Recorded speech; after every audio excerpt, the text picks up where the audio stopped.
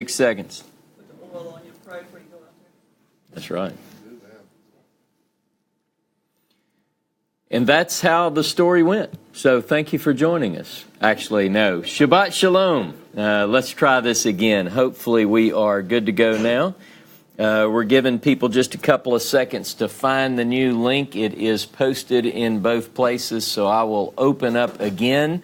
We're getting a little bit later start today, but I think we should be good to go now. We made a couple of corrections. Thankfully, I didn't mess it up so bad last week. It only took Dave a little bit longer to figure it out. So now, looks like we're good, Dave. So here we go. Shabbat Shalom and welcome to United Israel World Union. This is our Sabbath morning study, and I am glad that you have been patient.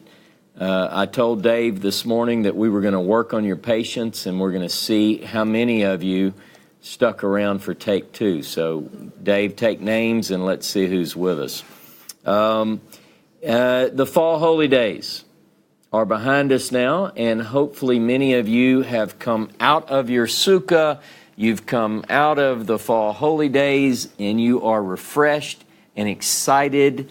And so one of the things that I wanted to say is that this time of year, being that the fall, it's starting to cool off in most areas, not quite cool enough here for me yet, but it is getting there. It is a time where we begin to reflect and we think about the new year, at least according to the Jewish calendar. In fact, according to the Jewish calendar, as many of you know, those who are following the annual cycle of readings are beginning again with Genesis. Genesis 1:1. So in synagogues around the world on today, people are reading Bereshit. They're reading Genesis 1:1 through chapter 6, verse 8. And so they're a little bit behind us now. Now they're going to catch up, right? Because we're going through a much longer process, a much slower approach to the Torah readings. A couple of things that I wanted to say according to the Jewish calendar. Yesterday was Simchat Torah, rejoicing in the Torah. Now, on Simchat Torah, one of the things that they do I find interesting since we're working through the triennial cycle of readings. They read the last part of Deuteronomy and immediately follow up with the beginning part of Genesis. So they read chapter 33 of Deuteronomy through the end. So chapter 33, verse 1 of Deuteronomy through chapter 34, verse 12. And then immediately they read Genesis chapter 1:1 through 2:3. And what's interesting about that is that both of those sections of Scripture represent triennial readings. So this is a pretty ancient practice.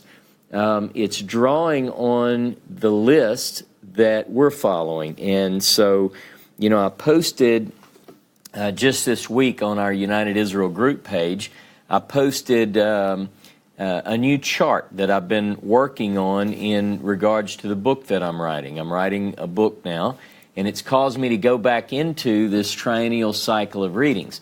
So I posted a revised version of that list. I encourage you to get that, print it out, and look at it. But whether a group is following the annual cycle of readings or the triennial cycle of readings, the purpose and the point should be the same. We should have the same goal in mind, and I'm going to read that to you, and it comes from Deuteronomy. This is just a bit of an introduction before I get into the class today. But in Deuteronomy chapter 31, verse 10 and 11, I think expresses why we would be wanting to study the Torah in the first place. So it begins in Deuteronomy 31, verse 10, and Moses commanded them at the end of every 7 years, at the set time of the year of release, at the Feast of Booths, Sukkot, when all Israel comes to appear before Jehovah your God at the place which he will choose, you shall read this Torah before all Israel in their hearing. Assemble the people, men, women, little ones, and the sojourner within your towns, that they may hear and learn to fear Jehovah your God, and be careful to do all the words of this instruction. and that their children who have not known it may hear and learn to fear Jehovah your God, as long as you live in the land which you are going over the Jordan to possess it. So the idea is that Torah reading and going through these stories should do a couple of things, and you just heard it. It should cause us to learn to fear and honor and so forth Jehovah our God. So that's our goal. Now, according to Josephus, there has been since antiquity a form of weekly instruction based on the Torah since ancient times. Josephus records that in his works. The Torah, let me just say this as I begin to share the class today. The Torah should serve as a basis of our understanding, no matter what we study in the Bible. So whatever topic we're talking about, whatever subject we're studying, I think it's very important to begin at the beginning, to go back into these foundational stories and to build and go forward. But it's certainly not the end. It's not the only thing that we should study.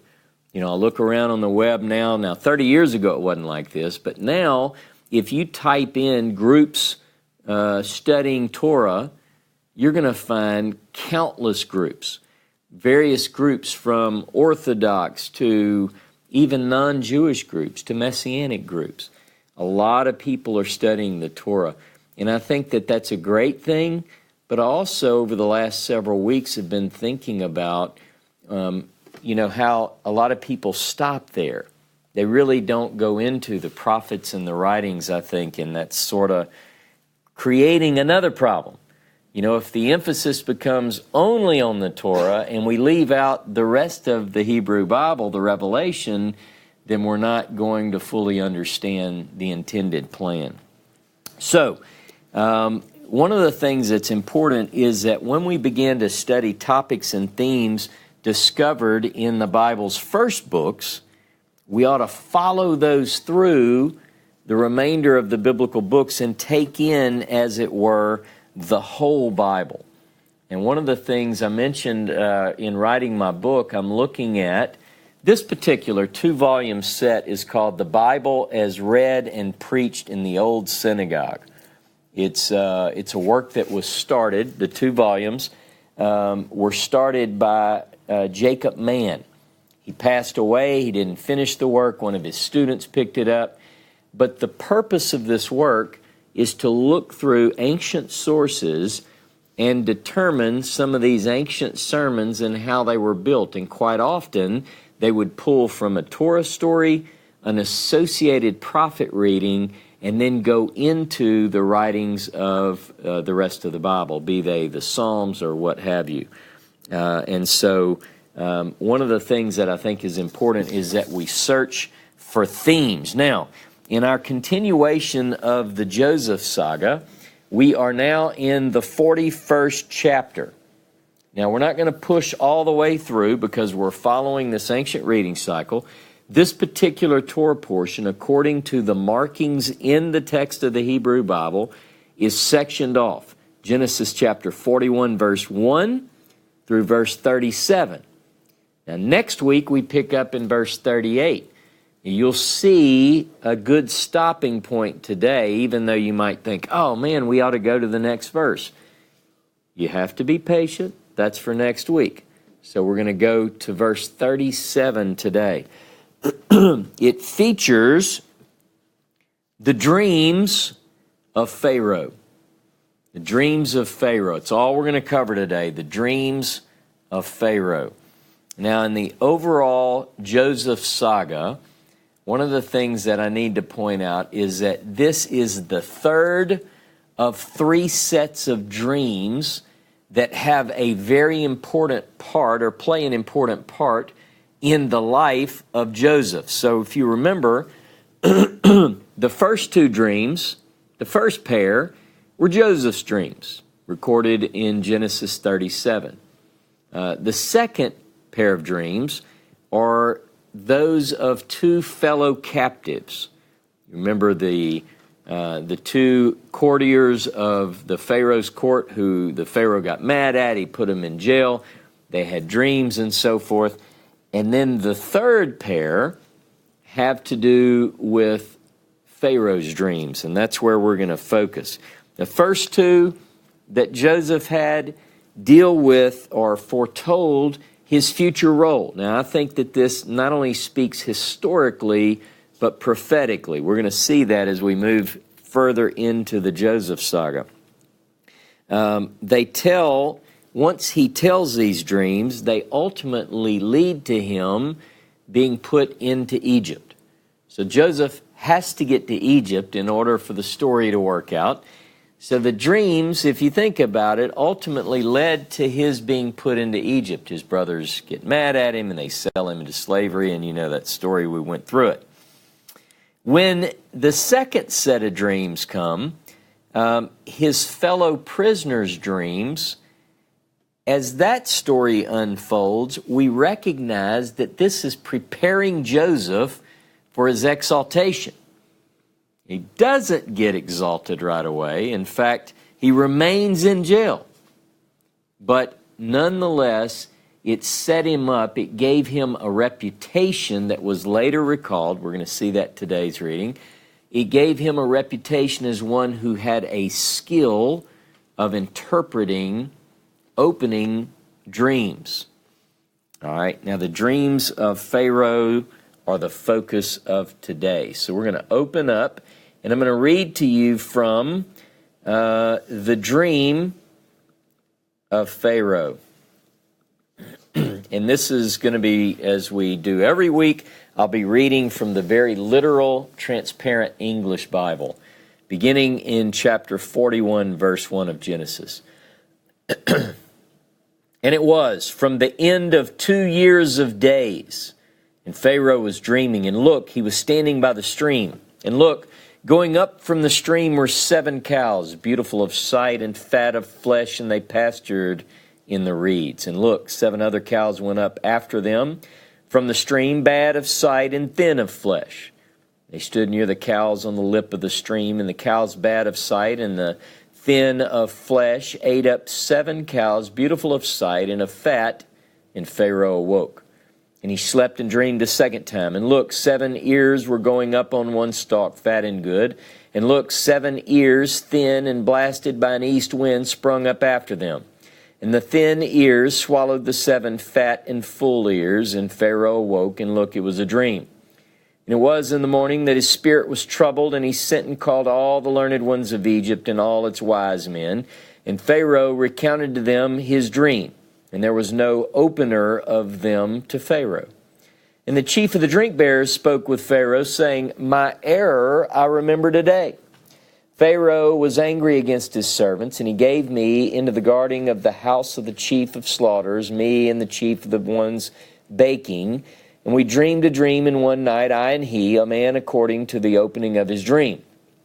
We dreamed, and there was with us a lad, a Hebrew, a servant to the chief of the slaughters, and we recounted to him, and he opened to us our dreams, a man according to his dream he opened. And it was, as he had opened to us, thus it was. Me he caused to return upon my position, and him he hanged. And Pharaoh sent and called ward Joseph, and they caused him to run of the pit, and he shaved and changed his outer garments and came to Pharaoh. And Pharaoh said to Joseph, I dreamed a dream, and there is none opening it, and I have heard upon you saying that you hear a dream to open it. Joseph answered Pharaoh, saying, Not me, Elohim will answer Pharaoh with peace. And Pharaoh spoke toward Joseph, In my dream, look, I was standing by the lip of a stream. And look, from the stream 7 cows went up, fat of flesh and beautiful of form, and they pastured in the reeds. And look, 7 other cows went up after them, thin and bad of shape, exceedingly, and lean of flesh. I have not seen any as bad as these in all the land of Egypt. And the lean and the bad cows ate the first 7 fat cows, and they came toward their middle, and it was not known that they came toward their middle, and their sight was bad as in the beginning. And I awoke, saw in my dream, and look, 7 ears were going up on one stalk, full and good. And look, 7 ears withered, thin, being scorched with an east wind, sprouted after them. And the thin ears swallowed the 7 good ears. I toward the learned ones, I said, and there was none telling to me. And Joseph said toward Pharaoh, the dream of Pharaoh, it's one. What the Elohim is doing, he is told to Pharaoh. The 7 good cows, 7 years are they, and the 7 good ears, 7 years are they. The dream is one. And the 7 thin and bad cows that went up after them, 7 years are they, and the 7 thin ears, scorched with an east wind, are 7 years of hunger. This is the spoken thing I've spoken toward Pharaoh, that which the Elohim is doing. He's shown Pharaoh. Look, 7 years are coming of large satiety in all the land of Egypt, and 7 years of hunger will arise after them, and all the satiety in the land of Egypt will be forgotten, and the hunger will finish the land. The satiety will not be known in the land from the face of the hunger, the one after, for weighty it will be exceedingly. And upon the repeating of the dream toward Pharaoh 2 times, then the thing is made firm from the Elohim, and the Elohim hurries to do it. And now let Pharaoh see a man understanding and wise, and set him over the land of Egypt. Let Pharaoh make and single out those who single out over the land, and take 1/5 of the land of Egypt in the 7 years of satiety. And they will gather all the eatable things of these good years, the ones coming, and heap up grain under the hand of Pharaoh, eatable things in the cities, and they will guard it. And the eatable things will be a numbered thing for the land for the 7 years of hunger, which will be in the land of Egypt. And the land is not cut off by hunger, and the thing was good in the eyes of Pharaoh and in the eyes of all his servants. Now, let me tell you some thoughts that I have on this particular Torah reading. The first thing that I want to do is, I want you to go with me to Genesis chapter 40, and verse 14. Because the last time we were studying through this, in the last class on Genesis, we discussed this very thing. Now, after Joseph opens, as it were, the dream of the 2 who were in prison with him, he gives this interpretation, and he says this, verse 14, remember me when it's well with you, and do me the kindness, I pray you, to make mention of me to Pharaoh, and so get me out of this house. For I was indeed stolen out of the land of the Hebrews, and here also I've done nothing that they should put me into the dungeon. So he tells him, look, when you get out of here, you're going to be in a position to get me out. Don't forget me. Now look down at verse 23. Yet the chief butler did not remember Joseph, but forgot him. You only have one job. Just don't forget me when you get out of here. And he's so excited. He gets out of jail. He gets back restored to his position. He's in the court of the Pharaoh. See, we tend to think about this, but let me ask you this. Do you think it was time yet? It may not have been time yet, either for Joseph, he could have gone to Pharaoh, but this builds the drama of the story. I think Joseph's character is still not developed to the place where it needs to be. He probably has some more lessons to learn. But once this situation arises, it's the perfect opportunity to get Joseph out. Now, look at the next verse chapter 41, verse 1. After 2 whole years. See, some of you, John included, were saying, man, we got to get back into this study. Make us wait for weeks. It was only 2 weeks. See, I was doing that on purpose so you'd kind of feel the story. A week equals a year. Sort of a prophetic thing going on here. But anyway, so 2 years after the release, and then Pharaoh has a dream. Now, central themes of this particular dream. 2 themes really stand out in this reading. You know what they are? Famine and dreams.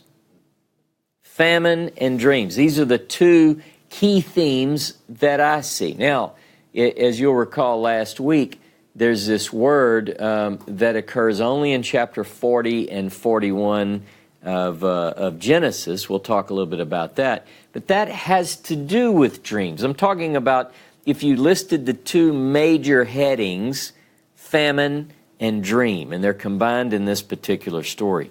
Now, one of the things that I want to point out, because this builds not only on the story itself, on the narrative contained in Genesis, but I think it looks forward to prophetic fulfillment because both of these themes, both famine and dreams, have to do with and play a part in the reunion of Joseph and his brothers in a prophetic sense. Right? So both of these can be applied both to the narrative that we're working in as well as certain prophetic texts. Now, as we've seen in other patriarchal stories, one of the things that is important to point out is that, and make this very clearly, is that the Joseph saga does indeed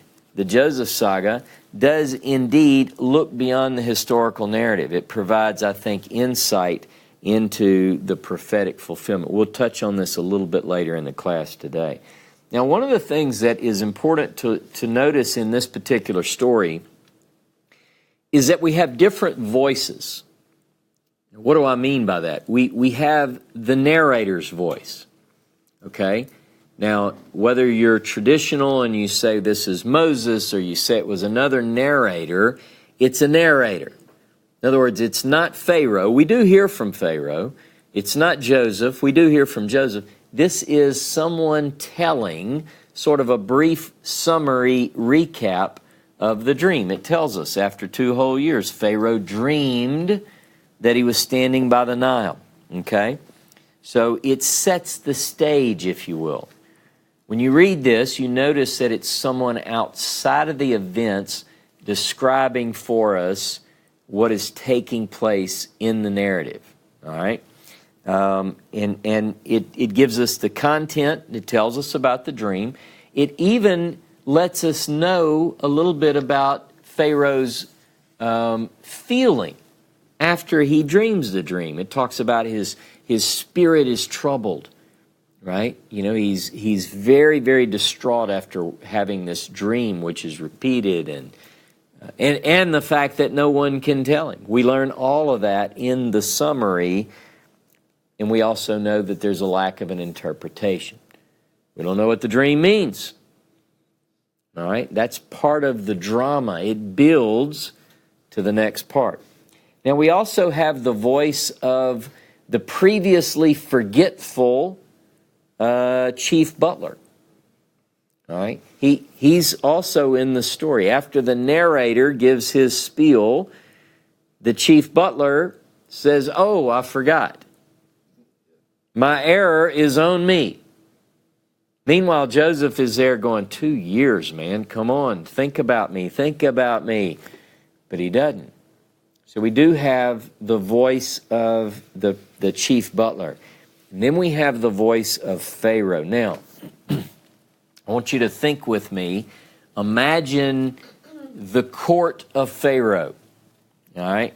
And in the court of Pharaoh, as we read through this story, there is a sense of immediacy.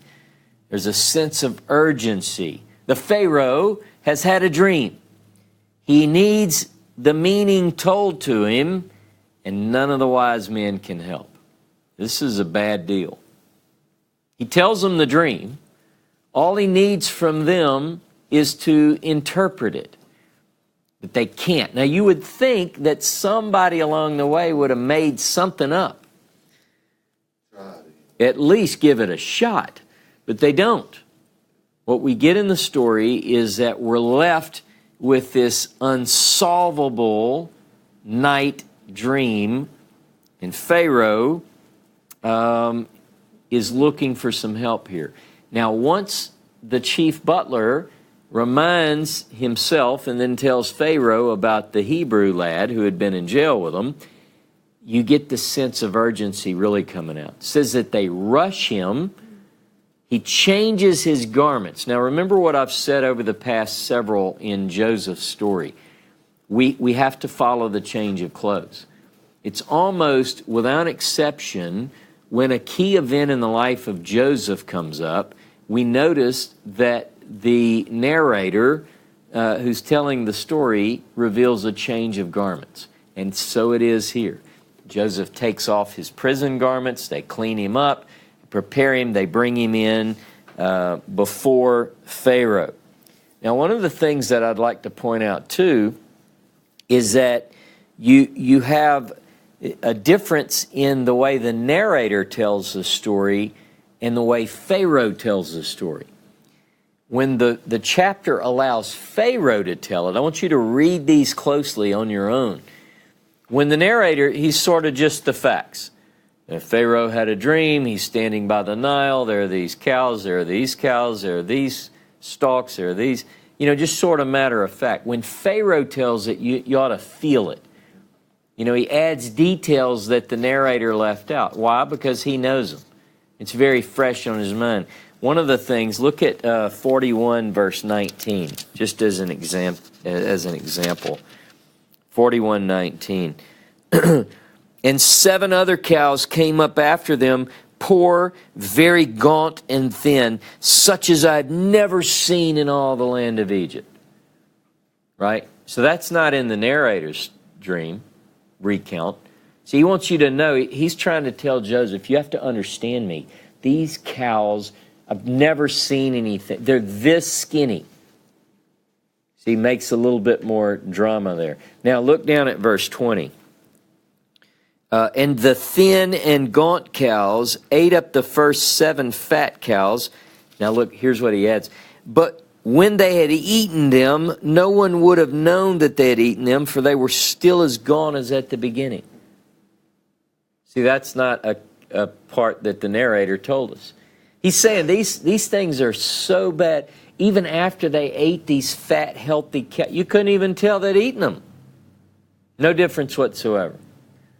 So he's giving these vivid images, telling more detail, and I think that's important.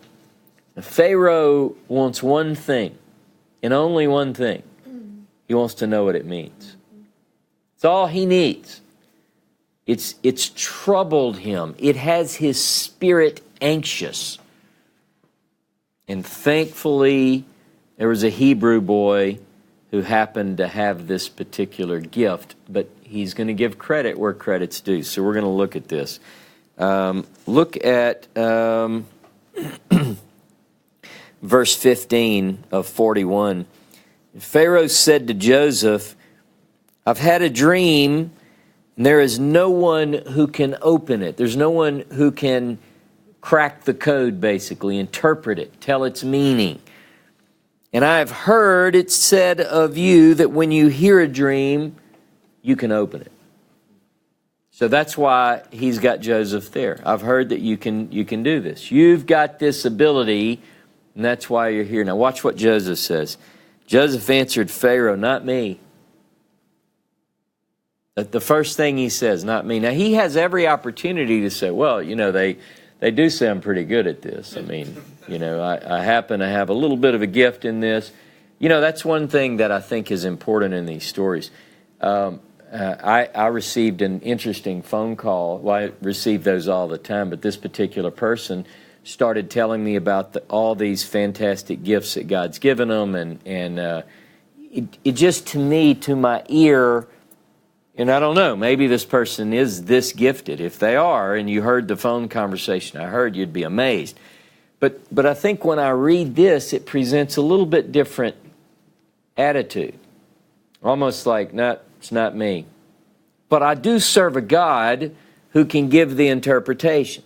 You see the difference, right? He says very clearly, let's see, verse 16, not me, God will give Pharaoh a favorable answer. Now, this isn't the first time. Joseph has learned this lesson. Go back to chapter 40 and verse 8. Now, this is when he is placed in the position of authority in the prison, and the 2 guys have the bad dreams, and they really look bad when Joseph walks in. Hey, guys, how you doing? he sees that their countenance has fallen, and he asks them what's going on. They had a dream. They couldn't interpret it. Look at verse 8 of chapter 40. We've had dreams, and there is no one to interpret them. And Joseph said to them, don't interpretations belong to God? Tell them to me. Right? Now, he's not saying he's God. He's going to say, I'll ask God what it means. Okay? So, now, if you look back at chapter 41, I want to highlight something that's consistent along these lines. 41, verse 25, Joseph said to Pharaoh, the dream of Pharaoh is one. God has revealed, by the way, he doesn't use a divine name. Throughout these texts, he uses Elohim, right? God has revealed to Pharaoh what he is about to do. So notice he's pointing, your dream, he tells him, comes from heaven. And God is warning you, basically, about what's coming. Now, look down at verse 28. It is, as I told Pharaoh, God has shown to Pharaoh what he's about to do. So he's making that point very clearly. Now look down at verse 32. And the doubling of Pharaoh's dream means that the thing is fixed by God, and God will shortly bring it to pass. See, so everything about the dream, about the content, and about where the dream comes from is attributed by Joseph to God. Now I'm going to build on this because I think it's important as we think through and we make a connection between the narrative here and towards the prophetic fulfillment, okay? So we learn that the two dreams are one. All right? We learn that God is showing Pharaoh what he's about to do, and that by doubling it, it indicates that it's going to come about soon. Now, there are a lot of people, both secular and religious, who put a lot of emphasis on dreams. And if I were one who dreamed and remembered my dreams, which I am generally not, I would think about some of these things that are covered in the biblical text. You know, you've heard people say, if you dream and you're looking out a window, it means this. Or if you dream and I don't know those kind of things. I'm not an expert on dreams. Plenty of people have developed science and pseudoscience about dreams and their interpretation. The key here, I think, when we're working through biblical stories, is that both the content of the dream comes from God as well as the meaning. Right? Joseph gives some insight as to what that might be. Now, beyond the interpretation of the dream, Joseph offers some practical advice to deal with the events foretold by the dream. Notice he says you should appoint overseers, all right? And someone, and he starts describing a certain character that ought to be in charge of this.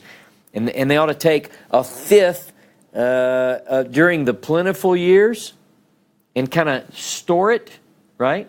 So you got to prepare.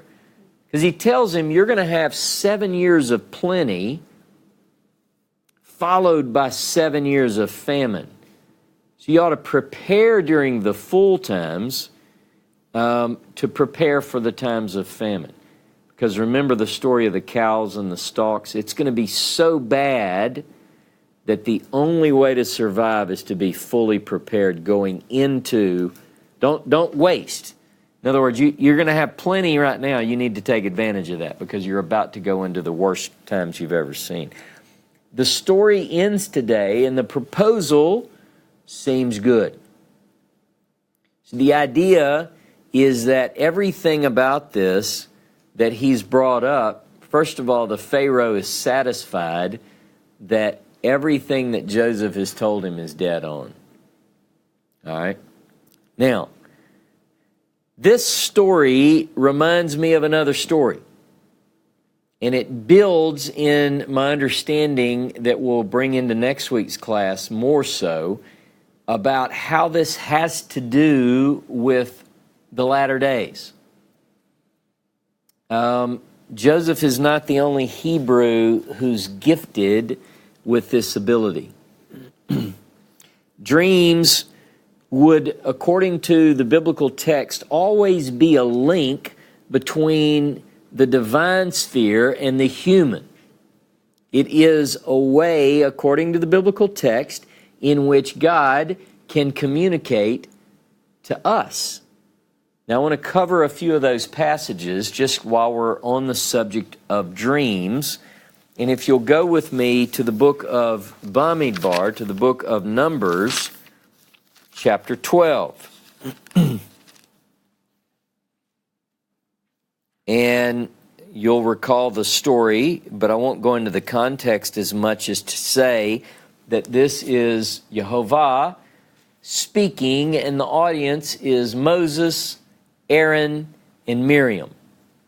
Verse 6, and he said, hear my words. If there is a prophet among you, I, Yehovah, make myself known to him in a vision. I speak with him in a dream. Now, Moses is a different case, and it goes on to talk about Moses. But generally, and biblically speaking, the way that God would communicate to his people is through a prophet. Deuteronomy chapter 18 is a good base text for that, right? The people said, we don't want to hear from God. We would rather that a certain person, male or female, they're female prophets, right? That God would speak to them, and then they would tell us kind of what you want us to hear.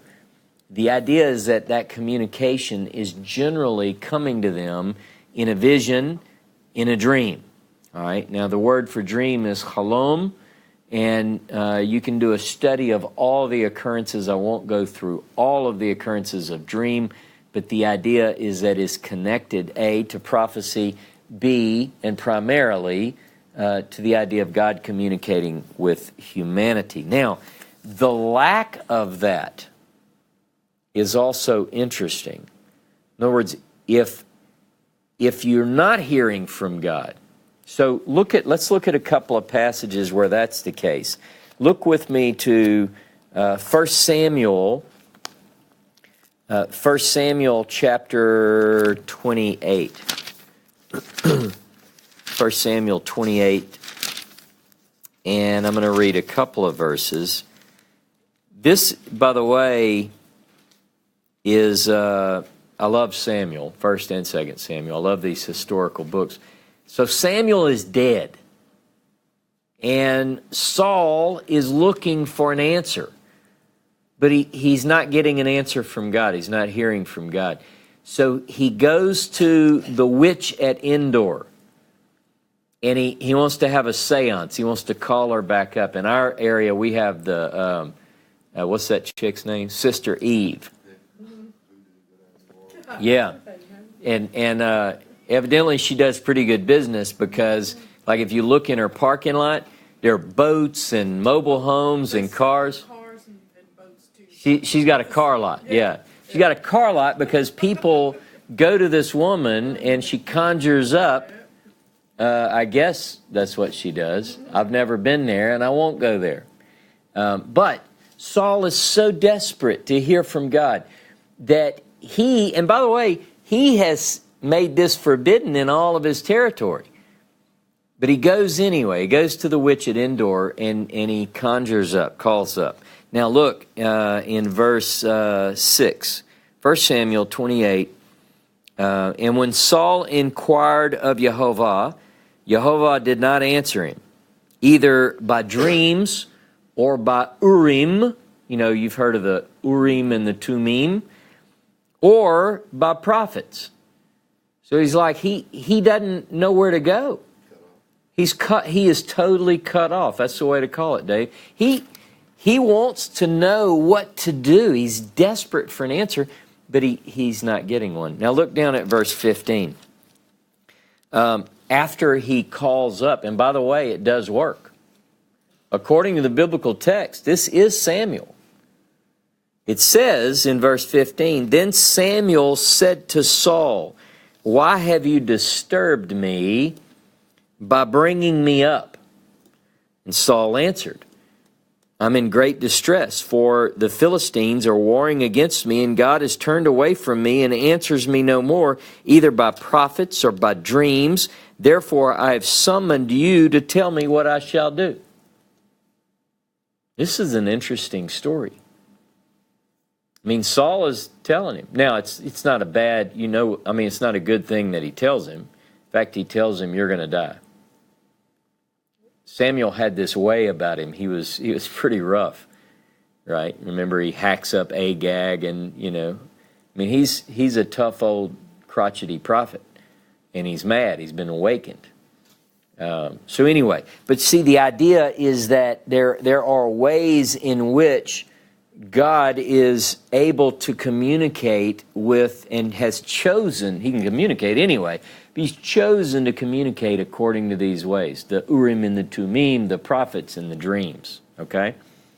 Now, Daniel is very interesting in regards to the story that we're reading today. And I want you to go with me to Daniel chapter 1. Daniel chapter 1, verse 17. Now, we know from the story of Daniel that there were 4 Hebrew youths: Daniel, Hananiah, Mishael, and Azariah. These 4. Now look down at verse 17, chapter 1 of Daniel. "As for these 4 youths, God gave them learning and skill in all letters and wisdom." That's something a lot of you have. You have, maybe not God-given, but you have knowledge and learning and skill in letters and wisdom. But look at this. "And Daniel had understanding in all visions and dreams." Now, at this point, we're just told that Daniel has this ability. Now, I want you to think about Joseph, because Daniel and Joseph have some things in common.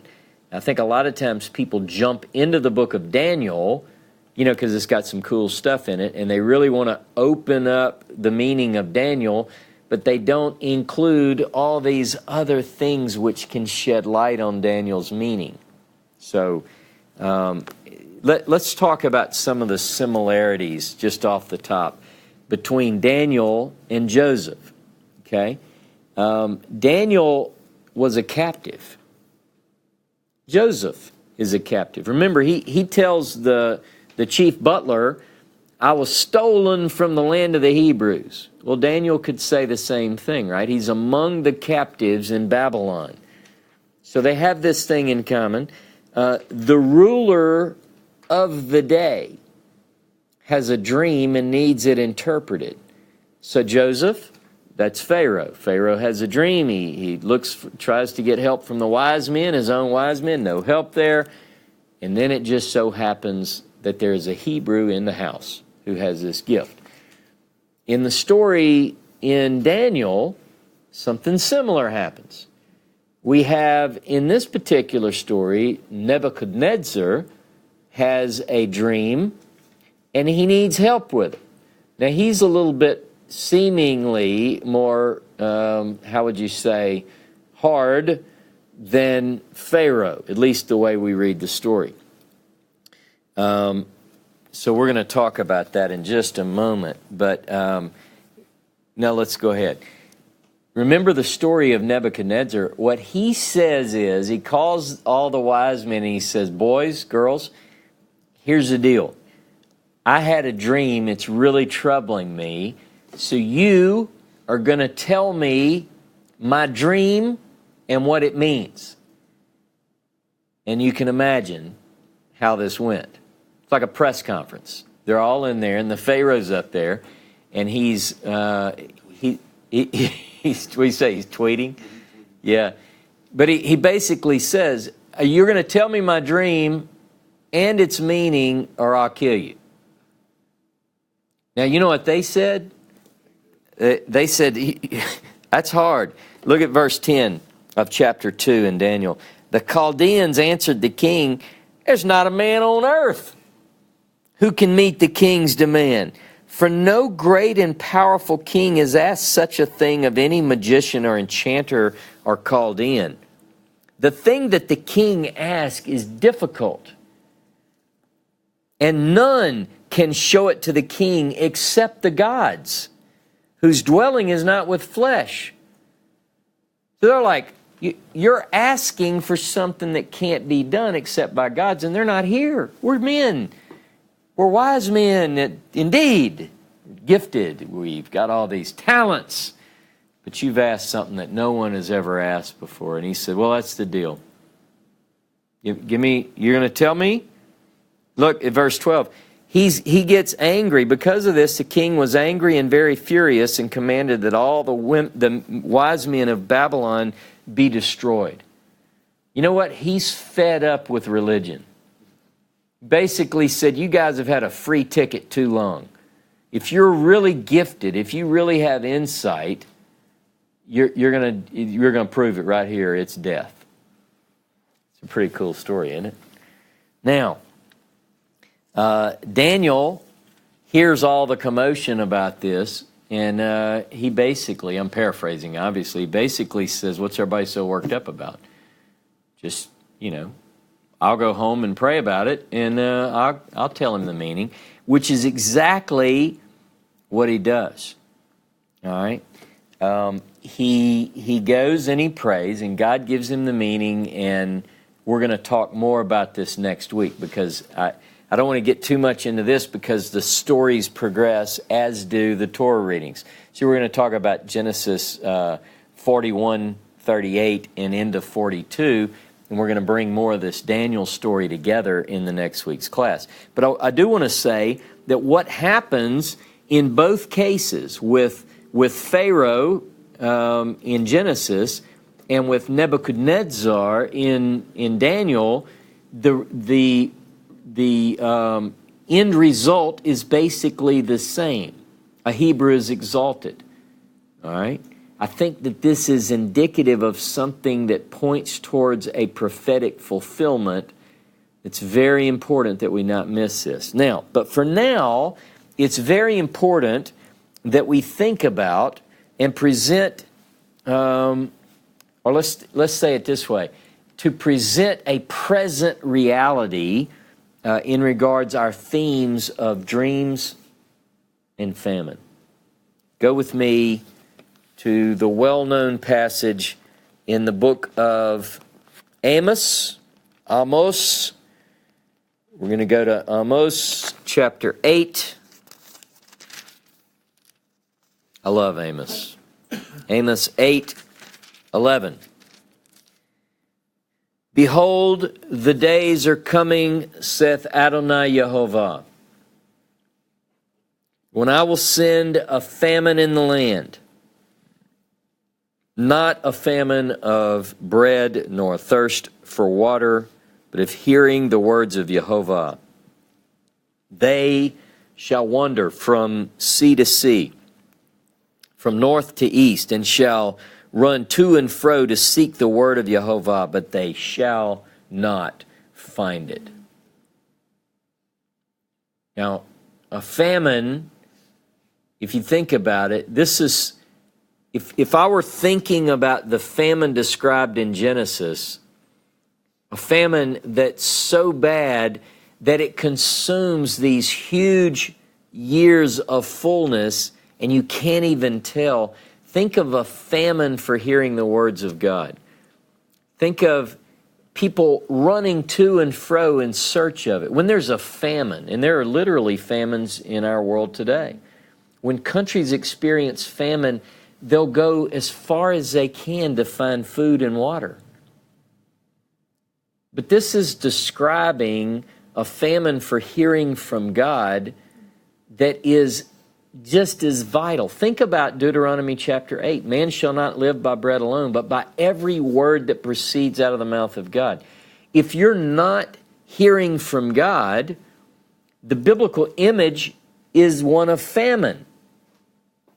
How can you live without food and water?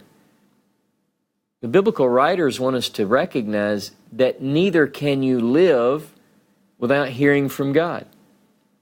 It's as important to your sustaining as food, right? Like you have food that others don't know about. It's this spiritual food that we're talking about. Now, I want you to go with me talking about a famine for hearing. Let's go back to Samuel, 1 Samuel this time. In 1 Samuel chapter 3. 1 Samuel chapter 3, verse 1. Now the boy Samuel was ministering to Jehovah under Eli. And the word of Jehovah was rare in those days. There was no frequent vision. Now, listen to this. We're talking about Samuel, the boy whose mother gave him to the priest because she was so thankful that God gave her this son for which she had prayed.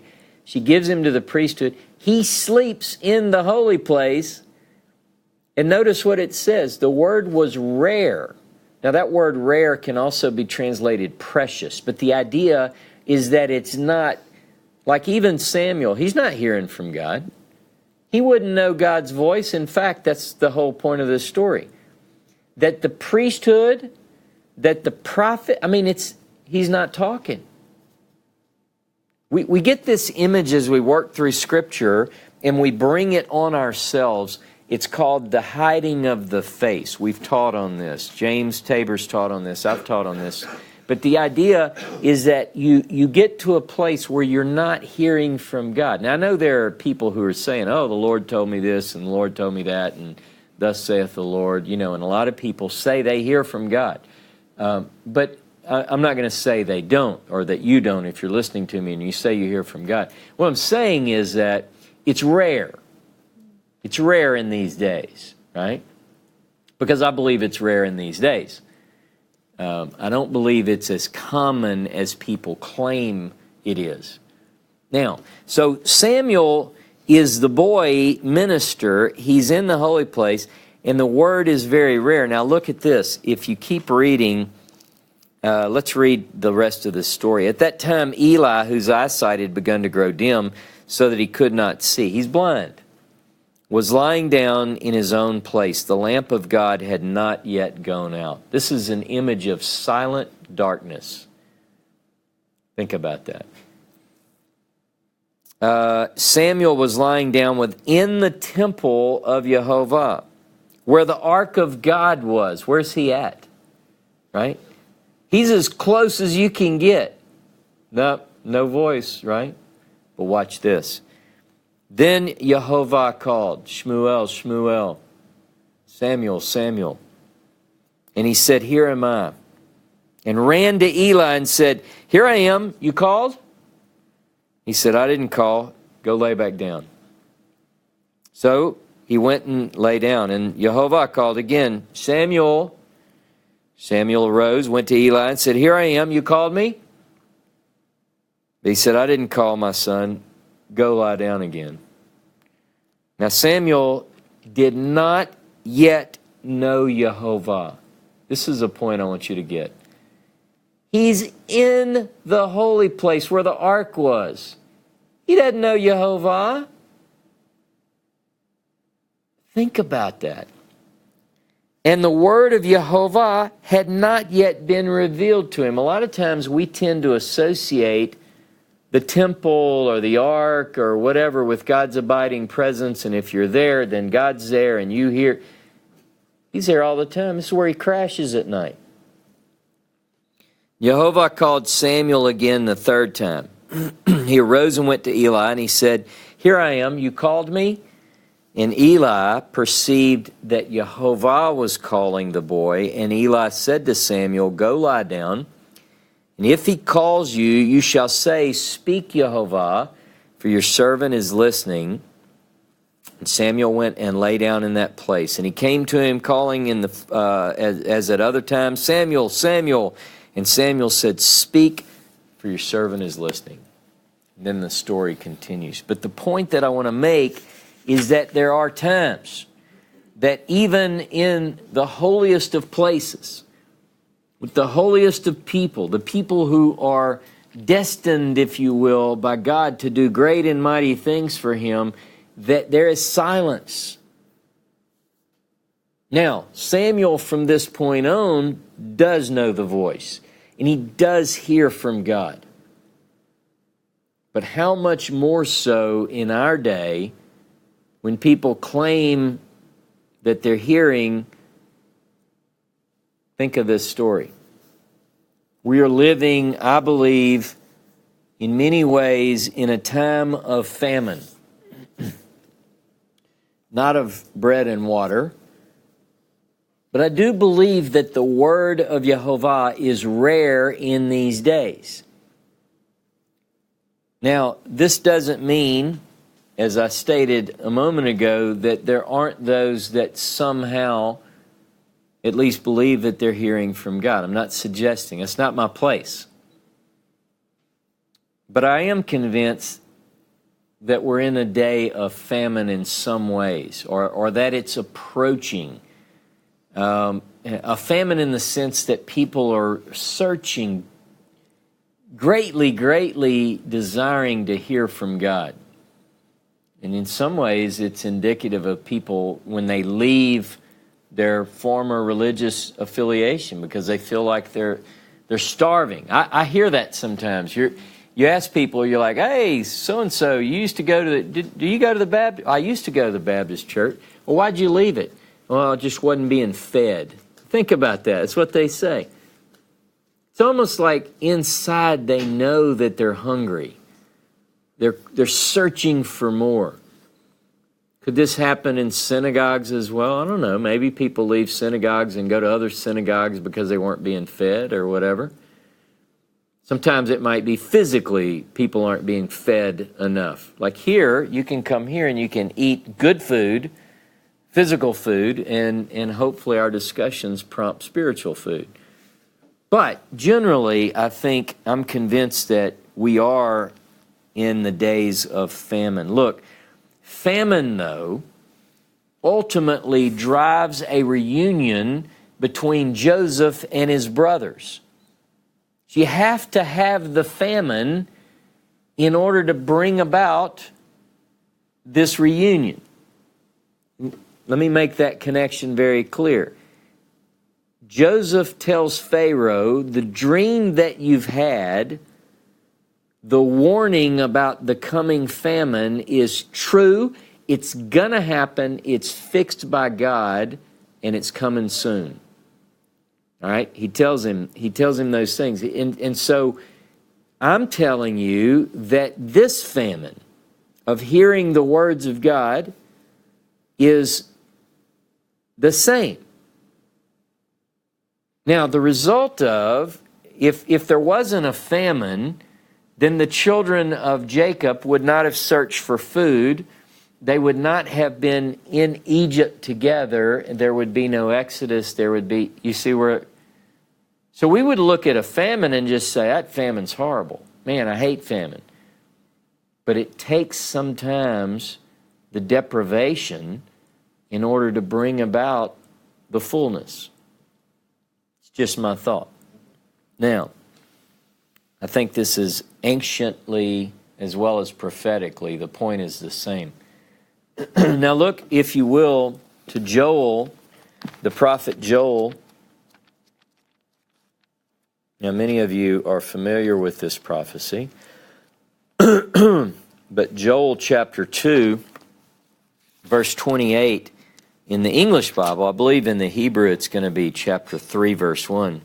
And it will come to pass afterward, in the latter days, that I will pour out my spirit on all flesh.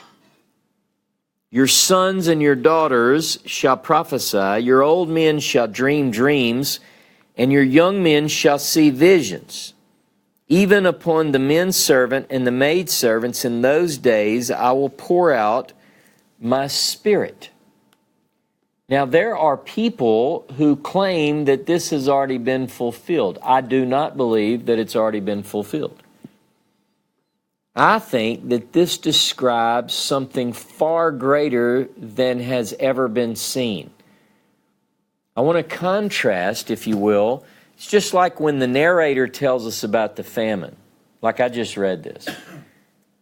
When you're in the midst of it and you can see it clearly, you give more detail, you give more description. So think about Pharaoh. The narrator says, yeah, it was bad. They had these healthy cows, sick cows, and the sick cows ate the healthy cows. Oh, and they had these stalks. They had some good stalk and they had some dry ones that were blasted by the east wind. The blasted ones ate the...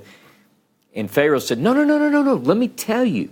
These cows were so skinny that, you give more detail. Here's my point.